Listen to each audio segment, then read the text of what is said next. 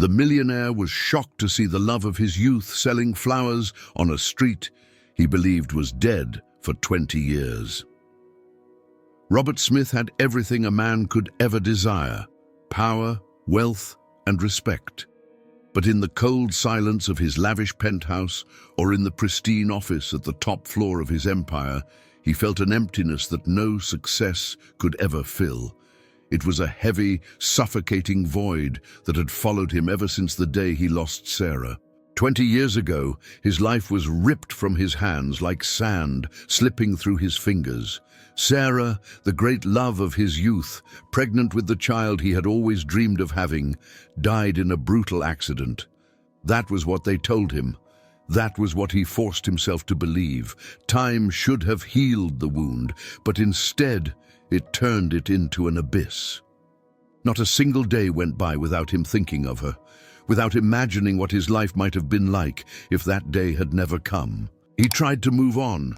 He surrounded himself with luxury, built skyscrapers, multiplied his fortune, but success tasted bitter when there was no one to share it with. Love had been cruelly torn from his life, and he never found anyone who could fill Sarah's place. Work became his refuge, his armor, his only distraction. If he kept busy enough, maybe he could forget that he had been happy once. That afternoon, after an exhausting meeting, something inside him made him veer from his unchanging routine. He felt a strange impulse, almost like a call, to leave the office and walk. It wasn't something he usually did. He hated crowds, avoided busy places, but for some reason he couldn't explain, he asked his driver to drop him a few blocks from his home and decided to walk. The city was, as always, loud, hurried, indifferent. But as he crossed the square, something made him slow his pace. A place that should have been just another ordinary scene suddenly felt heavy with an unfamiliar nostalgia. Children played, ran, and laughed, and for a brief moment he allowed himself to absorb that energy, so far from his own reality. He sat on a bench and closed his eyes for a moment. That's when he saw her. A few meters away, a woman was selling flowers. It was a small detail, something that usually wouldn't catch his attention, but when his eyes fixed on her, his whole body froze. The hair, the features, the gentle, melancholic expression. She was Sarah. Robert's heart, accustomed to beating in a controlled, mechanical rhythm, skipped as though struck. He blinked a few times, trying to clear his vision, seeking a rational explanation. It was impossible. Sarah was dead. He had been at her funeral, seen the coffin lowered into the earth. So how could this woman be her? With a mix of disbelief and desperation, he stood up. Each step he took seemed to cross invisible barriers between the present and the past. He approached hesitantly, his eyes fixed on her, waiting for his mind to admit that it was just some absurd coincidence. The woman looked up, and for a moment, Robert felt the ground disappear beneath his feet. "Good afternoon, sir. Would you like a flower?" Her voice was sweet, familiar. But what struck him like a punch was the gaze. There was no recognition, no hint of surprise, no spark of the past reflected there. It was as if he were just another stranger. The air around him grew heavy. His name was on the tip of his tongue, but the words wouldn't come. What was happening? How could she be alive? And more importantly, how could she not recognize him? He took the flower, struggling to regain his voice. "Thank you," he murmured with difficulty. She smiled faintly, as if the moment held no more significance than any ordinary sale. Robert spent the rest of the day in a daze, unable to focus on anything other than the face of that woman. Her image repeated in his mind like a worn-out film, the serene gaze, the way she held the flowers, the quiet smile she had offered him. No matter how much he tried to rationalize the situation, something inside him screamed that it was no coincidence. It couldn't be. When he finally arrived at his penthouse, the weight of loneliness hit him harder than ever. He tossed his suit jacket onto the sofa, loosened his tie, and poured himself a glass of whiskey, hoping the alcohol would calm his restless mind. But it didn't help. The doubt had already taken root, and he knew he wouldn't find peace until he had answers. He lay in the huge empty bed, staring at the dark ceiling. How many times over the past 20 years had he dreamt of Sarah? How many times had he woken in the middle of the night, believing for a brief second that she was still beside him? But this time it was different. This time he wasn't dreaming. The woman in the square was real, and if there was even the slightest chance she was Sarah, he had to uncover the truth. The next day, without wasting time, he contacted Andrew, a private investigator he had hired on a few occasions for business matters. Andrew was discreet and efficient, someone he trusted. "I need you to find out everything about a woman," Robert said on the phone, his voice more emotional than he wanted to admit. "Any specific details? Name, age, address?" Andrew asked. "I don't have anything, just her appearance. She works selling flowers in the central square. I want to know who she is, where she lives, who she's with. I want to know everything." Andrew was silent for a moment before responding. "It'll be difficult, but not impossible. Give me a few days." Robert hung up, and for the first time in a long time, he felt like he was moving towards something that truly mattered. But waiting was never his strong suit. The anxiety of not having answers gnawed at him from within. So, while Andrew did his part, he decided to do his own. He returned to the square the next day, and the next, and the one after that. Always at the same time, always with the same excuse. He didn't want to scare her, so he invented a name. Kevin. That was how he introduced himself when he approached her stand and bought a random flower. "Would you like a rose today?" she asked one time, with a gentle smile. "Yes," he replied, taking the flower without even looking at her. His eyes were fixed on her face, searching for any sign of recognition, any hint that his presence sparked a memory. But Lauren, she said that was her name, treated him like any other customer. She spoke politely, but always with a certain distance. Little by little, he started to strike up conversations, asking subtle questions to learn more about her life. He asked where she lived, and she vaguely replied that it was on the outskirts of the city. He asked if she had worked there for long, and she said she had been selling flowers for years, but never specified how many. And then, one day, an unexpected confession. "Sometimes I feel like I've lost something important, but I don't know what it is," she said, adjusting the flowers in her basket. Robert felt a chill run down his spine. "What do you mean?" She hesitated before responding, as if revealing something she had never told anyone. "It's hard to explain. It's like there's a part of my life I can't remember. Like one day I woke up and everything before that was blank." Robert held his breath. The resemblance wasn't just physical. There was something in her that seemed incomplete, as if she had truly lost something precious, something she didn't even know she once had. He left there with his mind even more tormented. If this woman was just someone who resembled Sarah, why did he feel this void within her? Was it possible that Sarah was alive but had no memory of the past? When Andrew called the next morning, Robert answered on the first ring. "Any news?" "I'm still gathering information, but I've already discovered something curious," said the investigator. "There are no records of Lauren before 15 years ago. It's as if she didn't exist before that." Robert's heart raced. "What do you mean by that? There are no old documents, no birth certificate, nothing, just records from hospitals and sporadic medical visits. And there's one more thing. Tell me." "Some of these documents mention a diagnosis of dissociative amnesia." Robert gripped the phone tightly.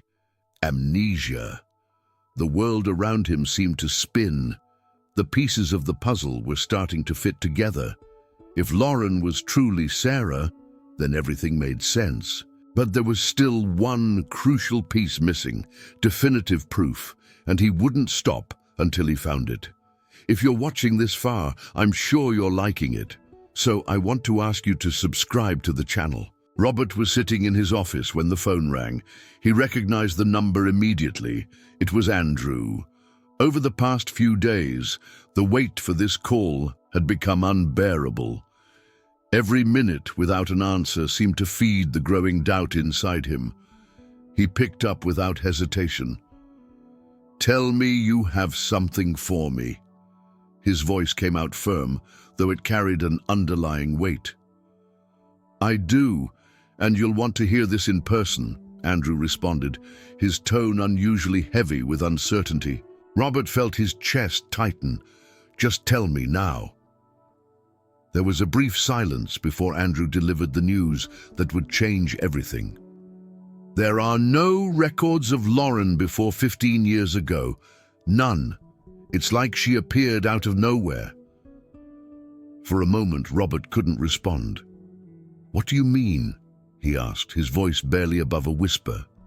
"There's no birth certificate, no official documents, no identification records. I've dug through registries, public databases, schools, anywhere she might have left a trail, but it's as if this woman never existed before the last 15 years.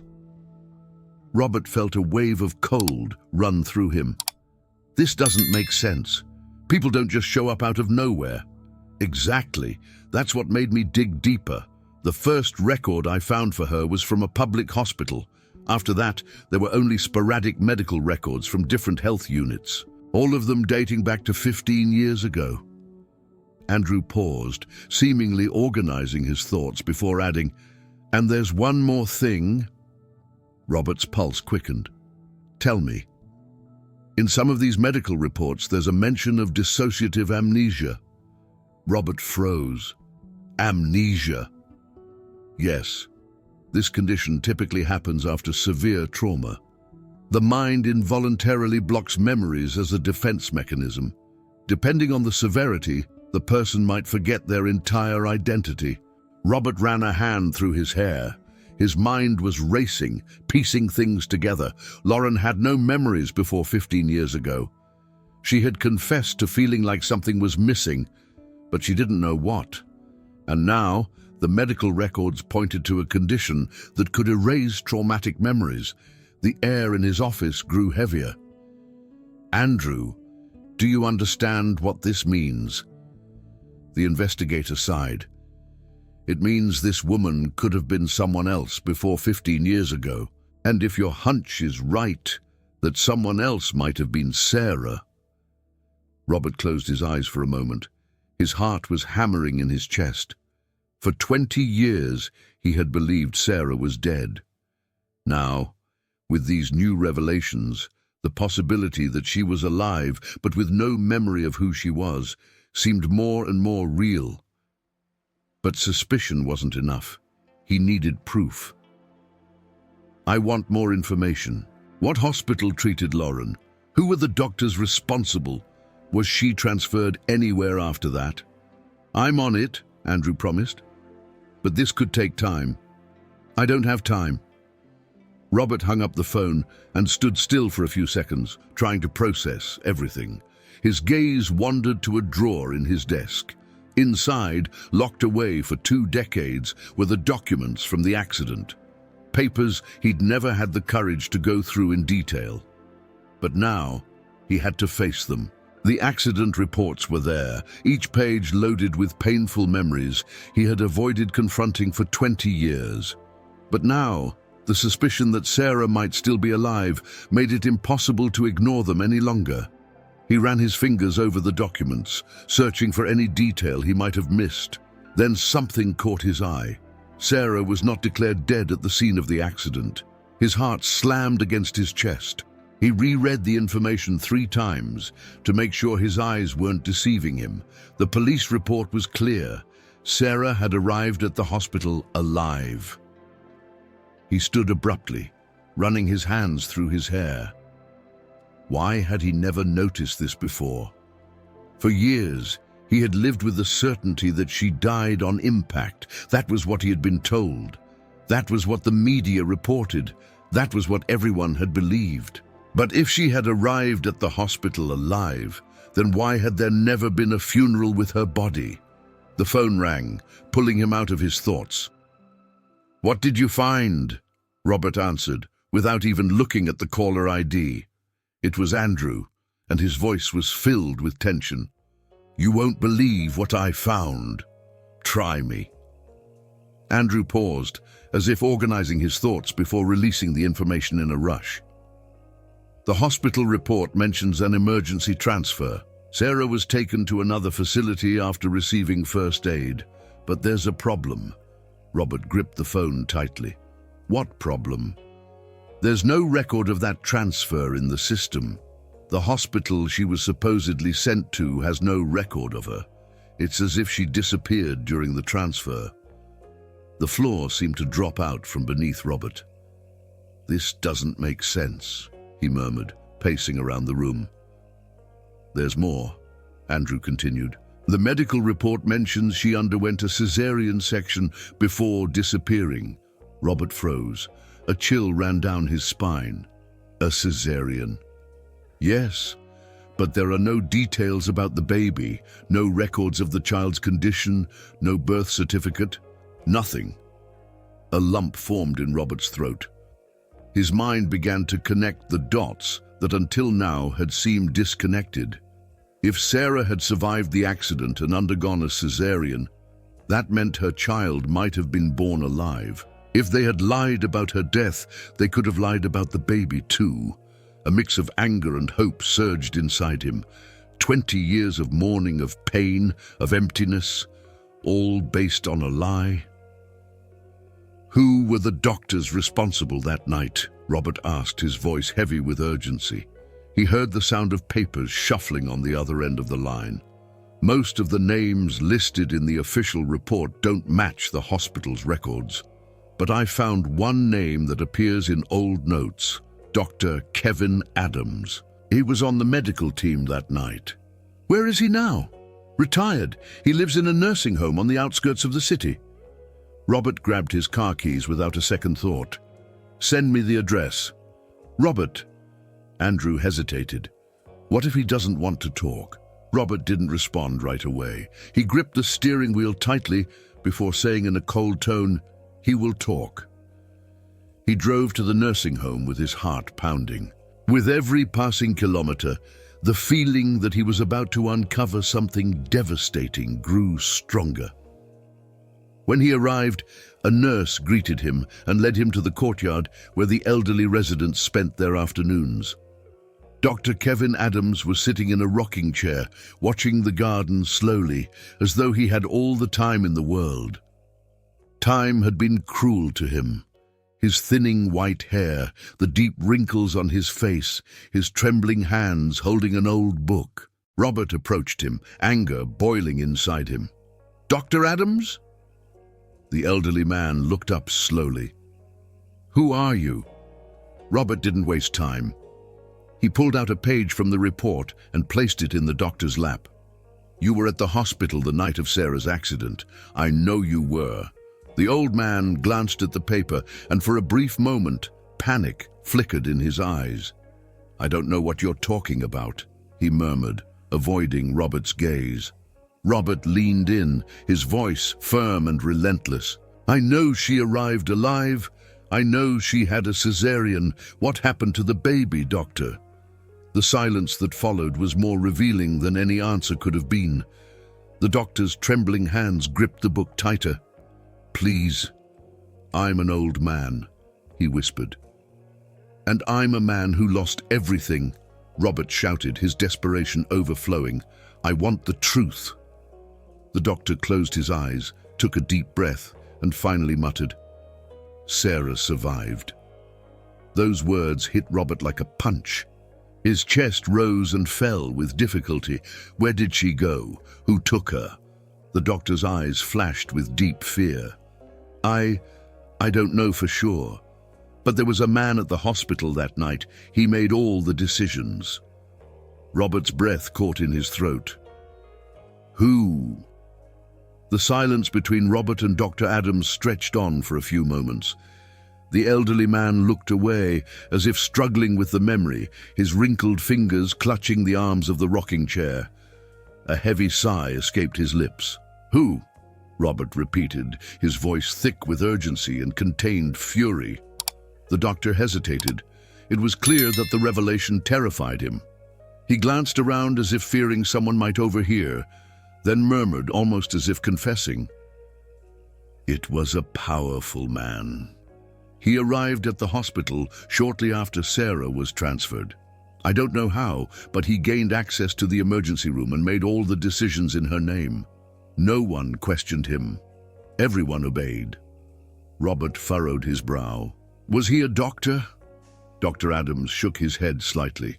No, but he spoke as if he owned the hospital. He ordered the cesarean immediately, and then... His voice faltered, as if he was dredging up a painful memory. Then he just disappeared with her. Robert's blood ran cold.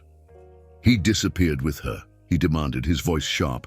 The doctor nodded, his face pale. Yes, no one knew where he took her. I'm sorry, but I don't know more.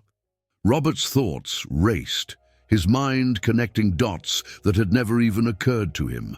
A powerful man, a hospital, decisions made in secret, everything pointed in one direction.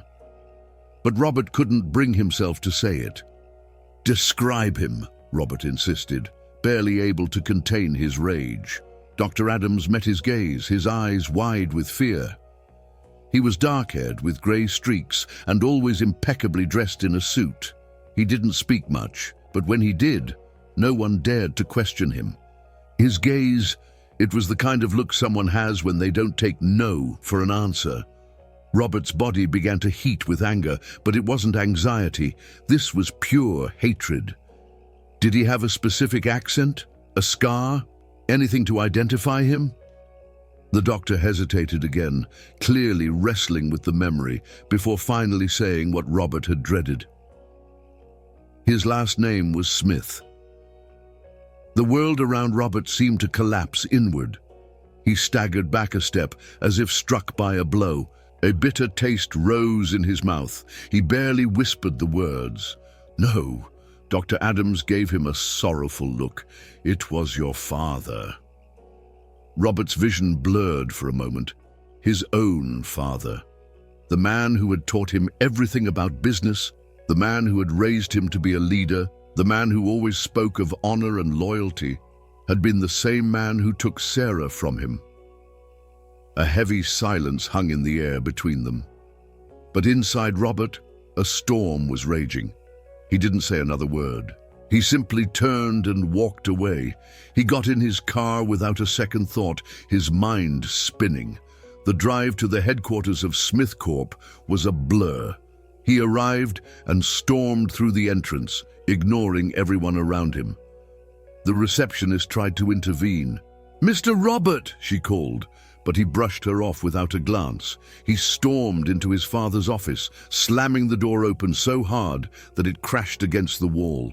William Smith, seated behind his imposing mahogany desk, looked up in surprise. "Robert, what's this lack of respect?" Robert slammed the documents down on his father's desk, scattering them across the polished surface. "This means I want the truth. Now." William scanned the papers briefly before closing them, his expression emotionless. "This is old news," he said, pushing the folder aside. Robert's control snapped. He slammed his hands down on the desk, leaning forward, his voice trembling with barely contained rage. "Did you have Sarah killed?" William didn't flinch.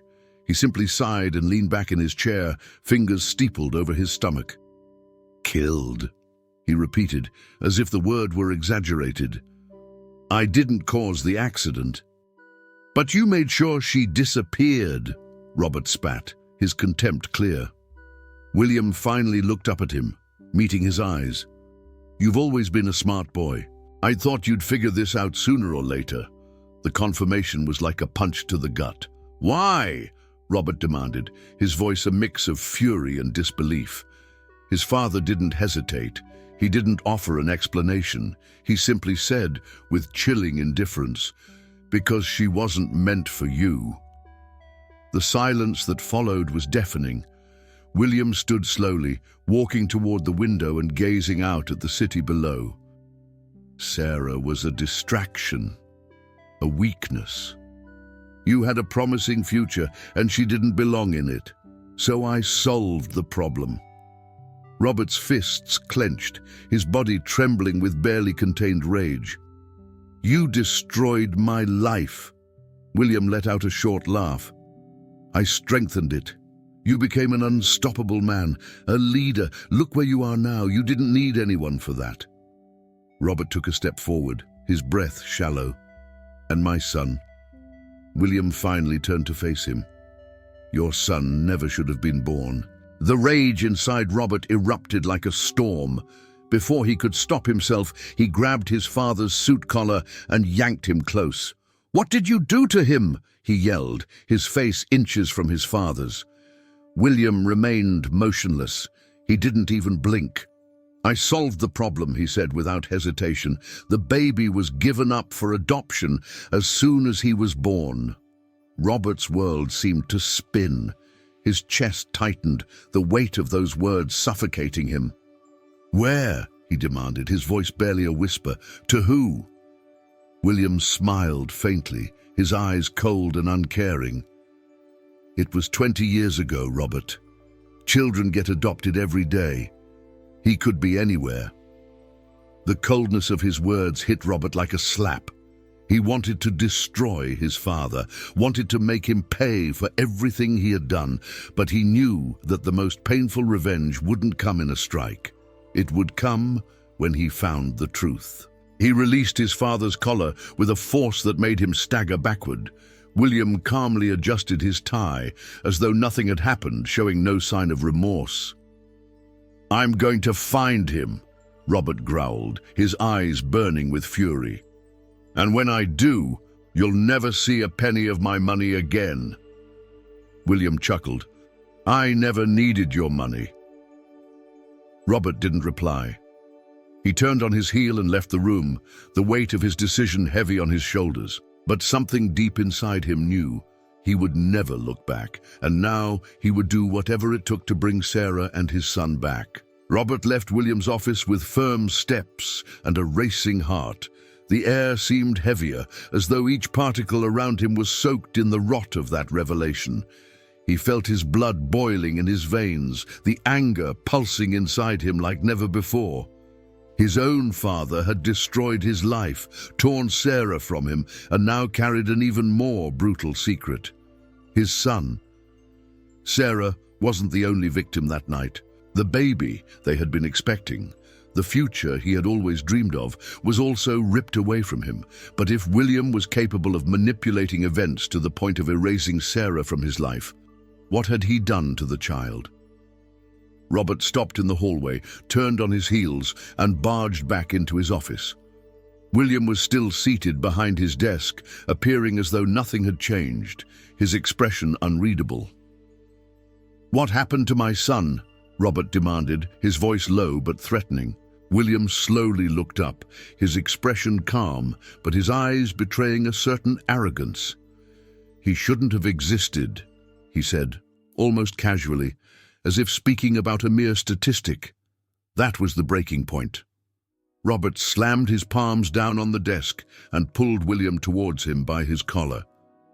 "What did you do with him?" he shouted, his face mere inches from his father's. William remained still, not even flinching. "I solved the problem," he replied coolly, his voice void of any emotion. "The baby was given up for adoption as soon as he was born." Robert's world seemed to tilt on its axis. His chest tightened, and he could hardly breathe as the full weight of the words hit him. "Where? To whom?" he demanded, his voice tight with desperation. William finally allowed a cynical smile to form on his lips, his eyes cold as ice. "It was 20 years ago, Robert. Children get adopted every day.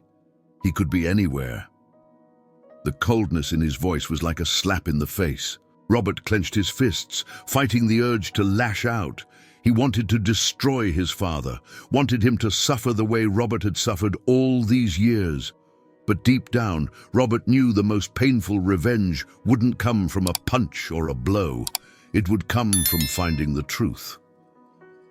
He let go of William's collar with a force that made the older man stumble back into his chair. He looked at his father one last time before turning and leaving the room, his mind already set on his next move. His eyes burned with determination. The truth was out there, and he wasn't going to stop until he found his son. Minutes later in the car, Robert dialed Andrew's number without hesitation. As soon as the investigator answered, Robert went straight to the point. "I need you to find a child who was adopted 20 years ago." Andrew hesitated for a moment before speaking. "This is practically impossible, Robert. Adoption records are protected, and many documents get destroyed after a certain period." "Nothing is impossible for you, Andrew," Robert interrupted, his voice tight with urgency. "I'll pay whatever it takes. I need to know where my son is." Andrew sighed heavily. "Give me a few days. I'll go through orphanages, adoption records, any lead that could exist, but don't expect quick answers." Robert gripped the steering wheel tightly. He hated waiting. But for the first time in years, there was something more important than his business to resolve. "Find him," Robert ordered before hanging up. But there was someone else who needed to know the truth. Lauren was adjusting the flowers at her stand when she saw Robert approach. He looked different. His gaze was heavy, his hands clenched by his sides. Since meeting him, she had always sensed something dark within him, a hidden sadness, an invisible weight. But in that moment, he looked like a man on the verge of collapse. "Kevin," she called, using the fake name he'd given her. Robert looked at her for a moment, but he didn't respond. He could no longer pretend. He could no longer keep secrets. He gently grabbed her arm. "We need to talk." Lauren frowned, sensing the shift in his tone. Robert led her to a bench a little farther away. He took a deep breath, trying to find the words. "I know this is going to sound absurd, but there's something about your past that you need to know." She looked at him in confusion. "My past? I've told you. I don't remember anything from before 15 years ago." "And there's a reason for that," he continued. "You suffered an accident, you lost your memory. Your name isn't Lauren, you're Sarah." The impact of his words made her freeze. She blinked a few times, as though trying to process what he had said. "That can't be true," she whispered. "You were pregnant when the accident happened," he continued. "And William Smith, my father, he separated you from your child. He gave him up for adoption." Her eyes widened in disbelief. "What?" "Our son is somewhere," Robert's voice faltered slightly. "Alive." Lauren placed a hand over her chest, breath catching in her throat. A sharp pressure began to build, as though an invisible force was squeezing her heart. I had a child." Robert simply nodded, unable to say more. For a moment she remained silent, her eyes distant. But then a solitary tear slid down her cheek. She pressed her fingers against her temples as though a wave of pain was crashing over her. "I always felt like something was missing," she murmured. "I always had this feeling, as if a part of me had been ripped away, but I never knew what it was." She closed her eyes, taking a deep breath. When she opened them again, there was a new sense of resolve in her gaze that Robert had never seen before. "We'll find him," she said, her voice trembling but firm. Robert took her hands in his. "We will." For the first time in 20 years, he felt like he had a real purpose. He would find his son, and this time no one would separate them. Andrew arrived to meet Robert and Sarah with a look that mixed exhaustion and triumph. He had spent days buried in old files, combing through adoption records, facing bureaucracy, and navigating uncomfortable silences. But at last, he had found something. They sat in a discreet cafe, far from prying eyes. Sarah, though still shaken, was resolute and determined. Her heart raced, but it wasn't fear. She was filled with hope. Robert, on the other hand, remained tense, his jaw clenched, his eyes locked on Andrew. The investigator placed a brown envelope on the table and slid it toward Robert. "This orphanage doesn't exist anymore," Andrew began. "It closed down years ago. The records should have been archived, but, as is often the case in situations like this, a lot of things were lost or destroyed." Robert opened the envelope and pulled out a few yellowed sheets of paper. His eyes scanned the words quickly. "But I found something," Andrew continued. "An adoption was registered around the time of Sarah's accident. A baby was delivered to the orphanage without any identification of the biological parents." Sarah's chest tightened. "Are you sure it was him?" she asked, her voice shaky. Andrew tilted his head, thinking. "There are no names in the records, but the child arrived shortly after the accident. It's too big a coincidence to ignore." Robert gripped the paper tightly. The baby was there, in that orphanage. But what had happened after that? Andrew exhaled deeply before continuing. One name appeared in the files of an old employee, Juana. She was a social worker at the time. If anyone knows what happened to that child, it's her. Sarah and Robert exchanged a look. "Where can we find her?" Robert asked, his voice firm. Finding Juana wasn't difficult. Locating someone who wanted to remain forgotten is much harder than finding someone who wants to be found. Living in a simple neighborhood, Juana now worked at a small grocery store. When Robert and Sarah entered, she raised her eyes from behind the counter, sizing them up with cautious curiosity. Her gray hair was tied in a messy bun, and the years had left their mark on her, telling stories of someone who had seen much more than she had hoped to. "Juana?" Robert called, stepping closer. She hesitated before nodding. "Who are you?" Sarah took a deep breath.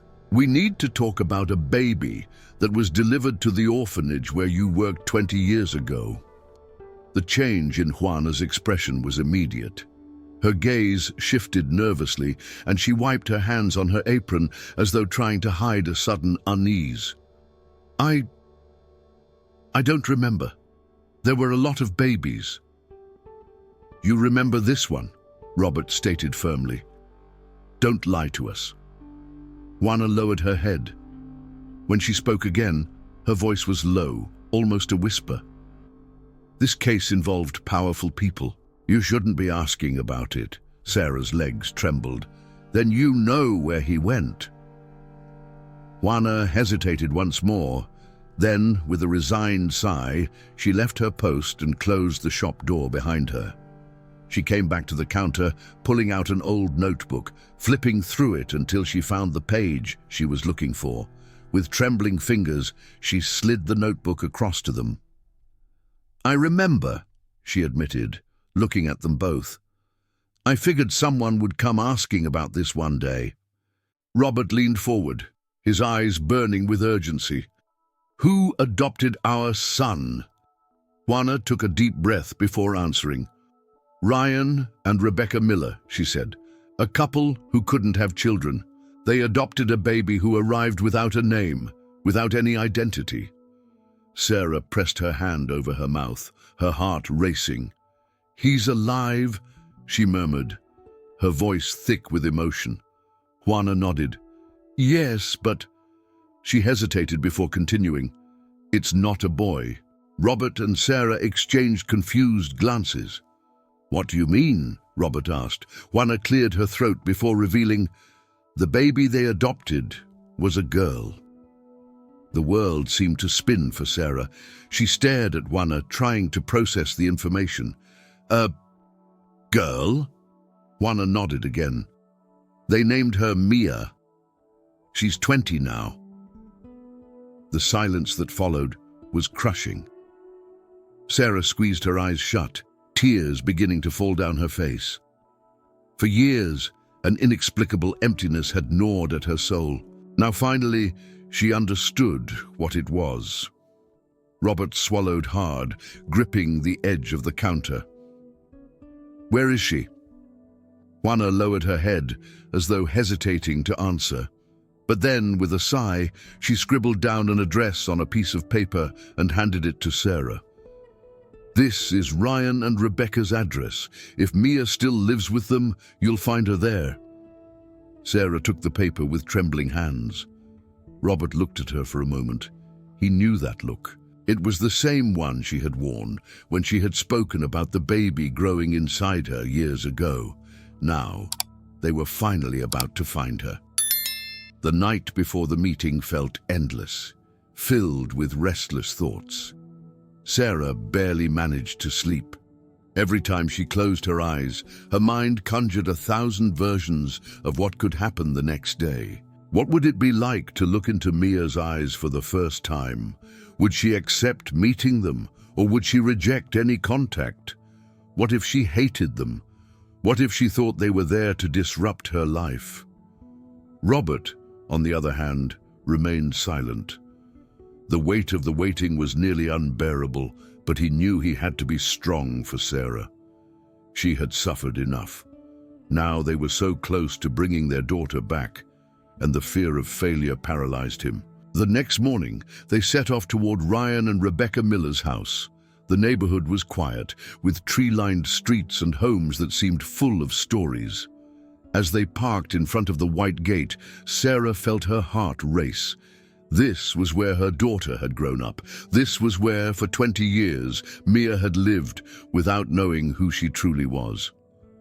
Robert squeezed her hand before reaching for the doorbell. Ryan answered the door. He was a man in his mid-40s with a strong posture but a gentle gaze. He looked at Robert and Sarah curiously, trying to understand what kind of visitors they were. "Mr. Miller?" Robert asked. Ryan nodded. "Yes. And you are?" Sarah opened her mouth, but no words came out. No matter how many times she had rehearsed this moment, nothing seemed adequate. It was Robert who spoke. "My name is Robert Smith. This is Sarah. And we really need to talk to you and your wife." Ryan frowned, clearly confused, but something in their expressions made him hesitate. He studied them both for a moment before stepping back and opening the door wider. "Please come in," he said. Inside, Rebecca was waiting in the living room. Unlike her husband, her reaction to seeing them was immediate. Her eyes widened, and a look of unease crossed her face. "Please, sit down," Ryan said. Sarah could barely breathe. She sat on the couch, her hands tightly clasped in her lap. Robert stayed beside her, firm and steady. Ryan and Rebecca exchanged a look before Rebecca finally spoke, her voice trembling. "Does this have to do with Mia?" Robert took a deep breath before responding. "Yes, and it's something you need to know." The next few minutes were a whirlwind. Robert and Sarah told the whole story about the accident, about how William had manipulated everything to make Sarah disappear, about the child that had been ripped from her arms before she even had the chance to hold him. Rebecca's hand flew to her mouth in shock. Ryan looked stunned, struggling to process the words. We never knew about this," Rebecca whispered, her voice full of disbelief. "They told us Mia had been abandoned at birth. We never imagined there was such a cruel story behind it." Ryan rubbed his face, dazed. "Do you want to take her with you?" he asked, his voice tight with emotion. Sarah rushed to respond. "No! Never!" She leaned forward, her hands trembling. "I don't want to take her away from you. I know you've been her parents for all these years. We just want to meet her." The silence in the room was deafening. Rebecca looked at her husband, and Robert could feel the weight of the moment. They could deny them. They could prevent Mia from knowing the truth. But when Rebecca finally spoke, her voice was filled with emotion. She always knew she was adopted, but she never cared to look for her origins. She thought that, since she had been abandoned, maybe it was better not to ask any questions. Those words hit Sarah like a punch. But she wasn't abandoned, she whispered. She was taken from me. Ryan sighed heavily. We've loved her like our own daughter. We don't want her to suffer, Robert nodded. We don't want that either. We just want her to know the truth, but we understand that it has to be her decision. A long silence followed. Then Ryan and Rebecca exchanged a look, and after a moment, they both nodded. We'll tell her, Rebecca said, her voice firm, but we can't guarantee what her reaction will be. Sarah nodded, holding back tears. I just need her to know. The days that followed were filled with waiting, an unbearable waiting. Every time the phone rang, Sarah held her breath. Every unanswered message made her fear the worst. Would Mia hate them? Would she reject the truth? Robert tried to comfort her, but he felt the weight of the uncertainty too. After everything, after 20 years of suffering, fate had finally brought them face to face with their daughter. But what would happen now was no longer in their hands. Then, on the third day, the phone rang. It was Rebecca. Sarah answered with trembling hands. She wants to meet you, Rebecca said without hesitation. The air seemed to return to Sarah's lungs. She closed her eyes, tears of relief falling down her face. When? Tomorrow, at our house. Sarah looked at Robert and he nodded. We'll be there. The next day, as they crossed the threshold of Ryan and Rebecca's house once more, Sarah felt her heart pound in her chest. Ryan and Rebecca greeted them and led them to the living room. And then, after 20 years, Sarah saw her daughter. Mia stood there, frozen in the middle of the room.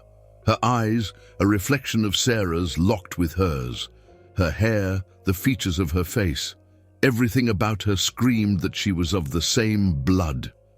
Sarah stood, her legs weak, as the emotion built inside her like a wave ready to break. Mia, she whispered. Mia studied her for a moment, confused and hesitant. Then, as if something inside her finally clicked, her eyes filled with tears. Sarah took a step forward, her body trembling. I'm your mother. The words barely escaped her lips before Mia crossed the room and wrapped her in a tight embrace. Time, pain, and decades of separation. All of it vanished in that instant. Robert, standing beside them, watched the scene, unable to contain his own emotion. Finally, after so much suffering, Sarah was holding her daughter in her arms. Finally, they were together. The embrace between Sarah and Mia lasted long minutes, as if each was trying to reclaim the time that had been stolen from them. The world around them seemed to disappear, leaving only the two of them, mother and daughter, reunited at last. When they pulled apart, Mia's eyes were red, but they shone with a mixture of emotion and uncertainty. I need to understand everything, she said, her voice trembling as she looked between Sarah and Robert. How did this happen? How did I end up here? It was an inevitable question, and Sarah knew in that instant that she would have to relive all the painful memories of the past to give her daughter the answers she deserved. They sat on the couch, and Robert took a deep breath before starting. It all began 20 years ago. For the next few hours, Robert and Sarah told Mia everything. They told her about the intense love they had shared in their youth, about the tragic accident that separated them, about how Sarah had been presumed dead and how their child was stolen from her before she could even hold him in her arms. Mia listened in silence, absorbing the truth as though each word was a piece of a puzzle she had always known existed, but had never been able to complete.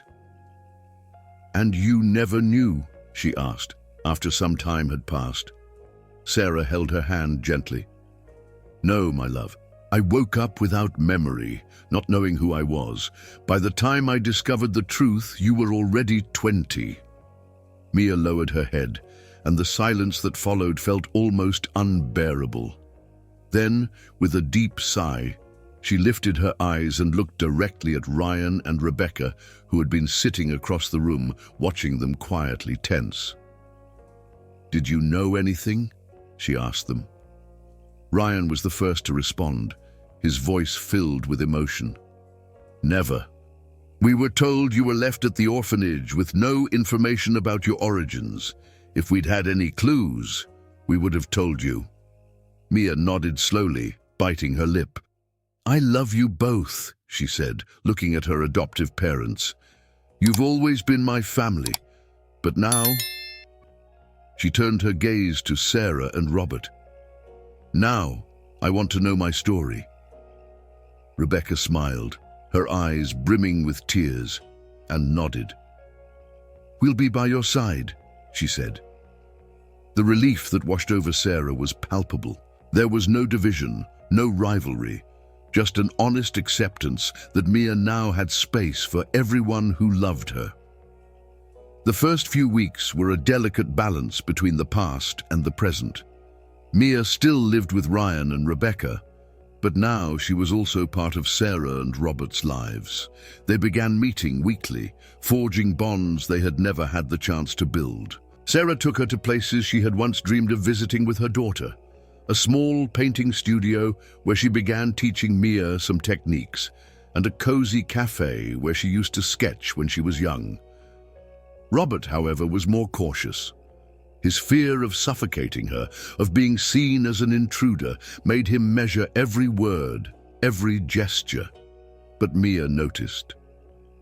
Are you afraid of me? She teased one day as they walked through the park. Robert chuckled softly. Of course not. I just don't want to rush anything. Mia stopped walking and crossed her arms. Look, I don't know how this whole biological father thing works when you show up 20 years later. She smiled awkwardly. But I like having you around. Robert felt an unexpected warmth in his chest. And I like being around. Sarah watched it all with a heart full of emotion. She had feared that Mia would never truly accept her, that in the end she might just be a stranger. But then, one day, while they were organizing canvases in the studio, Mia took her hand and almost unconsciously said, Mom, help me with this. Sarah froze. It was the first time Mia had called her that. She tried to respond, but her throat closed with emotion. She simply nodded, blinking back tears. It was in that moment that Sarah knew everything had been worth it. The time between them, the distance, the years apart, none of it mattered anymore. They were finally building something real. The relationship between them grew naturally, as if it had always existed. A few days later, after a visit from Mia, Sarah was cleaning her brushes in the studio when she felt Robert's presence behind her. Are you happy? He asked. She turned to look at him, thinking about her answer. I think I'm learning to be, she said honestly. Robert nodded slowly. I like seeing you this way. She smiled, but what happened next was unexpected. Robert reached out and brushed a strand of hair from her face. A simple gesture, yet one that brought back all the memories of when he used to do that before. Sarah felt her heart race. Robert? She started, but he interrupted her gently. I don't want to rush you, he said softly. I just wanted you to know that I'm still here. She took a deep breath, feeling the truth in his words. For years, their love had been interrupted. But now, for the first time, it seemed to have space to be reborn. In the following days, their connection deepened. The touch between them became more natural, the looks more meaningful. And then, one evening, as they walked along the beach, Robert naturally took her hand, as though he had never stopped doing it. Sarah intertwined her fingers with his. At that moment, she knew they were ready to begin again. The relationship between them wasn't the same as it had been 20 years ago. Time had changed them both. But the love that had once united them was still there, and now it was stronger, more mature. Mia noticed the change before they even said a word. You two are back together, aren't you?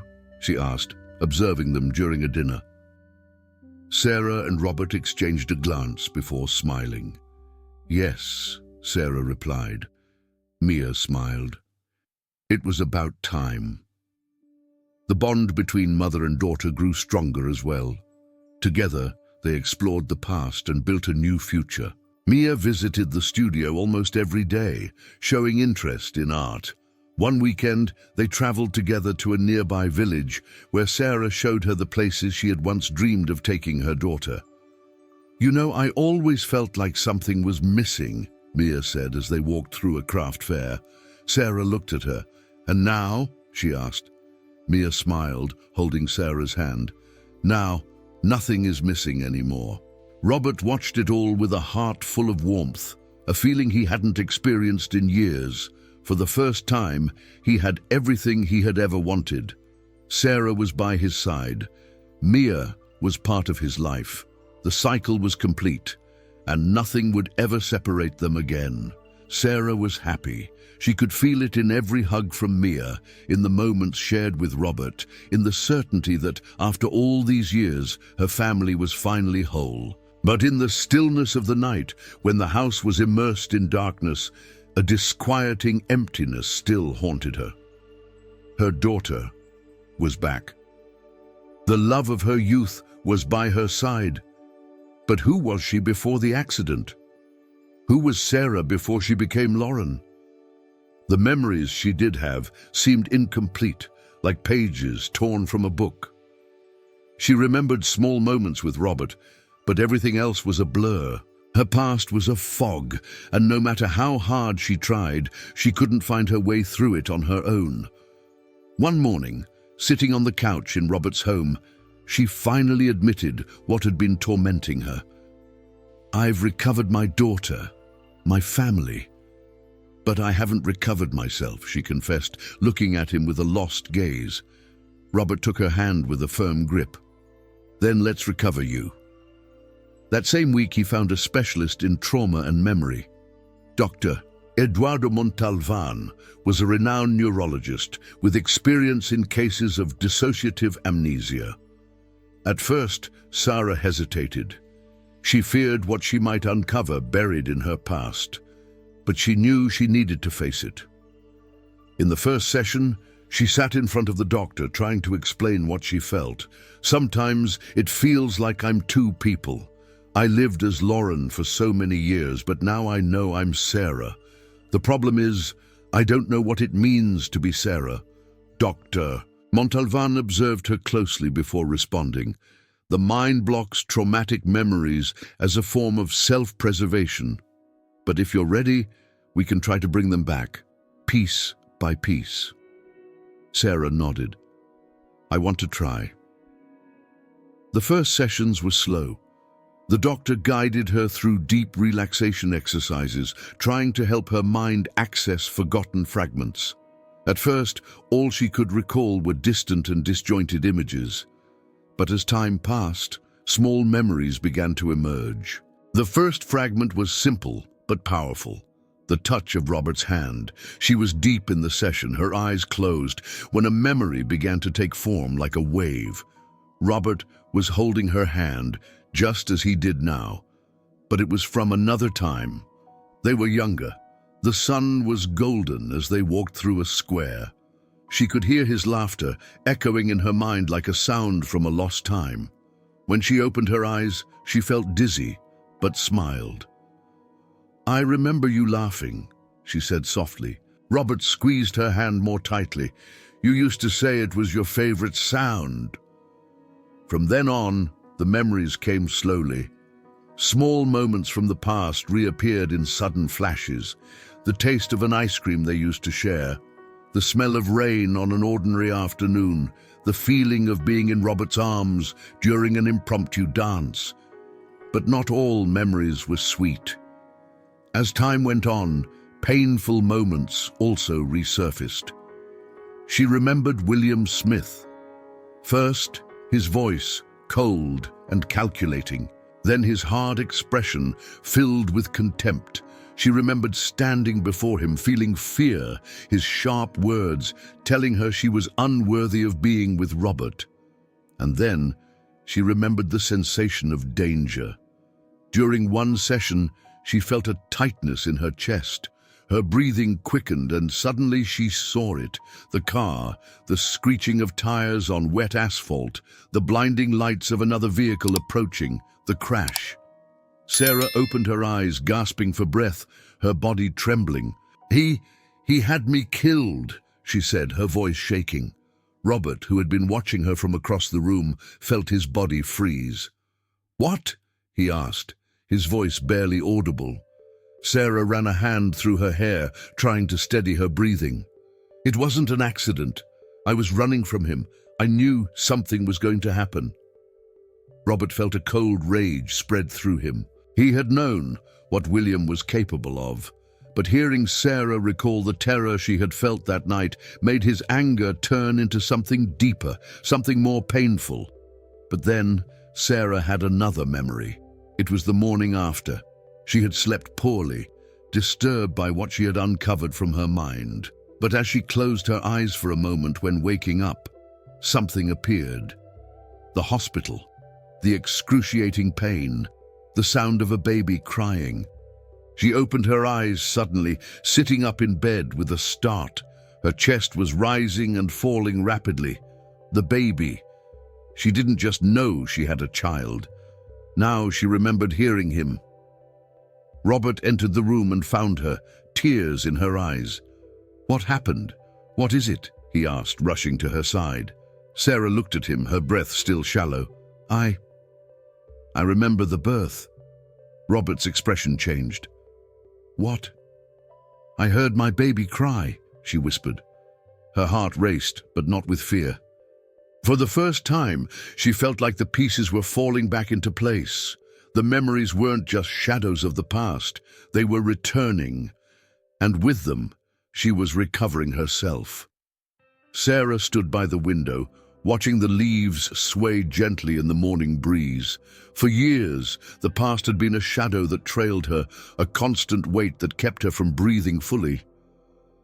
But now she felt something inside her shift. For the first time in a long time, her mind wasn't trapped in what she had lost, but was instead focused on what she could still build. William no longer had control over her life. The fear, the pain, the anger, all of that began to dissipate, like mist fading beneath the sun. Sarah no longer wanted to live looking backward. Her present was Mia. Her future was whatever she chose to make of it. And in that moment, she chose to live. Painting had always been her greatest passion, but for years, the colors had disappeared from her life. The trauma had erased her creativity, and she became a woman who merely survived. But now, she wanted to find that part of herself again. It was Robert who saw it before she did. "You should start painting again," he suggested one day, as they sat together over coffee. Sarah smiled faintly, not entirely convinced. "I think I've lost the touch." "You never lose it," he insisted. "It's inside you. You just need to find your way back." That afternoon, Robert led her to one of the empty rooms in his house and handed her a brand new set of paints and brushes. "It's yours," he said, clearing space for her to explore. Sarah touched the brushes, feeling their weight in her hands. She then picked up a blank canvas, inhaling deeply. At first it was difficult. Her brush strokes were hesitant, unsure. But little by little, the lines gained strength, and the colors began to fill her piece by piece. Days later, when she finished her first painting in years, she stared at it, tears welling in her eyes. In the center of the canvas was a portrait of Mia, her eyes intense, her smile soft, as if she knew she had always been loved, even when she didn't know her true story. "It's amazing," Mia said when she saw the painting. Sarah turned to her daughter and smiled. "This is how I see you." Mia reached out to touch the canvas gently and then hugged her mother. Sarah closed her eyes, allowing herself to feel it all.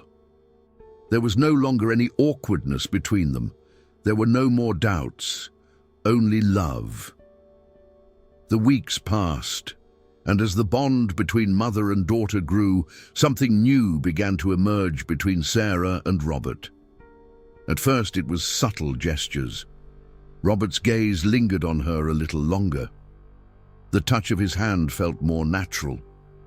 Their conversations, once centered on Mia and the past, began to expand to include plans, dreams, and small memories from their younger days when they had been in love.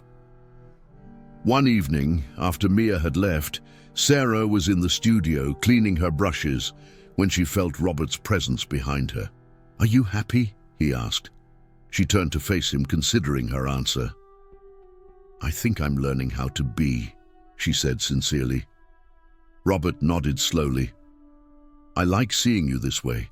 She smiled, but then something unexpected happened. Robert reached out and pushed a strand of hair from her face. It was such a simple gesture, but it brought back all the memories of when he used to do that before. Sarah's heart began to race. "Robert," she started, but he interrupted her softly. "I don't want to rush you," he said gently. "I just wanted you to know that I'm still here." She took a deep breath, feeling the truth in his words. For years their love had been interrupted, but now, for the first time, it seemed to have room to grow again. In the days that followed, their connection deepened. Their touches became more frequent, their looks more meaningful. And then, one evening, while they walked on the beach, Robert took her hand in his as if nothing had ever changed. Sarah intertwined her fingers with his. In that moment, she knew they were ready to start over. Their relationship was no longer the same as it had been 20 years ago. Time had changed them both. But the love that once united them was still there, and now it was stronger, more mature. Mia noticed the change even before they said anything. "You two are back together, aren't you?" she asked, watching them during dinner. Sarah and Robert exchanged a glance before smiling. "Yes," Sarah replied. Mia smiled. It was about time. The connection between mother and daughter grew as well. Together, they explored the past and began building a new future. Mia visited the studio almost every day, eager to learn more about art. On one weekend, they traveled to a nearby village where Sarah showed her all the places she had once dreamed of visiting with her daughter. "You know, I always felt like something was missing," Mia said, as they walked through a craft fair. Sarah looked at her. "And now?" she asked. Mia smiled, holding Sarah's hand. "Now, nothing is missing anymore." Robert watched it all with a heart full of warmth, a feeling he hadn't experienced in years. For the first time, he had everything he had ever wanted. Sarah was by his side. Mia was part of his life. The cycle was complete, and nothing would ever separate them again. Mia adjusted her cap and gown, her hands trembling slightly. The big day had arrived. After years of effort, sleepless nights, and challenges that seemed impossible to overcome, she was finally there, about to graduate. The auditorium was filled with students and their families. Sarah and Robert sat in the front row, their eyes shining with pride. For them, this moment meant more than just a graduation. It was the first time they could be present for one of Mia's accomplishments. After 2 decades of being apart, they were finally witnessing one of the most important moments in her life. When Mia's name was called, Sarah gripped Robert's hand tightly. Their daughter walked to the stage with her head held high, a bright smile lighting up her face. She took the diploma from the hands of the dean and looked out into the audience.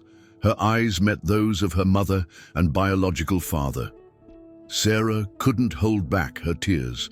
Robert, sitting beside her, took a deep breath, trying to hold his emotions in check. Mia was a reflection of both of them, as determined as he was, as sensitive as Sarah. No amount of lost time could take away their pride in her. They were here now, together. At the end of the ceremony, Mia rushed to them, still holding her diploma tightly.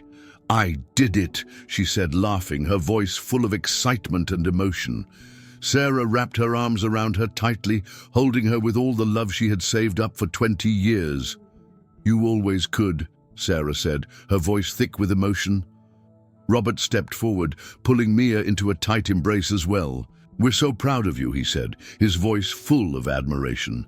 Mia smiled, feeling the weight of their love and pride. For the first time, she truly felt complete. As Mia embraced her parents, Sarah felt as if the world was finally in place. It was the culmination of years of longing, of suffering, of loss. And now here they were, as a family. Later that evening, they celebrated together. The joy of the day lingered in the air, filling their hearts with warmth. As the night unfolded, Sarah and Robert shared quiet moments. There was no rush, no need for words. They had built something beautiful from the wreckage of their past, and it was finally here, their family, whole again. A few weeks later, Sarah held her first art exhibition in years. The gallery was full that night. Critics, friends, and art lovers walked through the exhibit, admiring her work. Every painting told a story. The pain of loss, the search for truth, the discovery of her daughter, and finally the rebuilding of her family. Sarah stood in the back of the room, her gaze scanning the crowd, but her focus was entirely on Robert and Mia.